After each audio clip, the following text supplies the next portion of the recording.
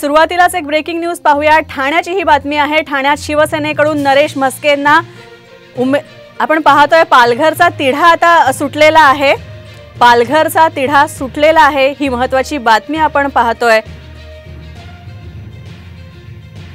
पालघरचा तिढा सुटलाय, या संदर्भातली एक अपडेट आपल्या समोर येतेय।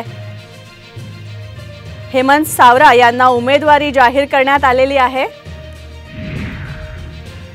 हेमंत सावरा यांना उमेदवारी पालघर मधून मिळालेली आहे। पालघर मतदारसंघातून हेमंत सावरा यांना महायुतीकडून उमेदवारी मिळालेली आहे। त्यामुळे आता पालघरमध्ये नक्की कोण उमेदवार असणार, महायुतीकडून हा तिढा आता सुटलेला आहे। पण पाहतोय पालघरचा तिढा सुटलेला आहे।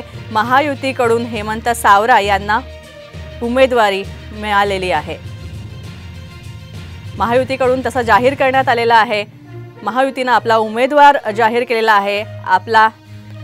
आपले प्रतिनिधी प्रमोद जगताप आपल्या सोबत आहेत। प्रमोद, काय अपडेट्स आहेत याबद्दल?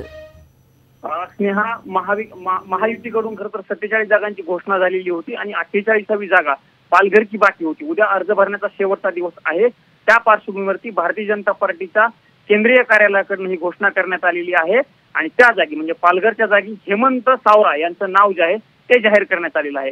हेमंत सावरा हे राज्याचे माजी मंत्री विष्णू सावरा यांचे चिरंजीव आहेत। त्यांना खरं तर ही उमेदवारी भारतीय जनता पार्टीकडून दिली गेलेली आहे।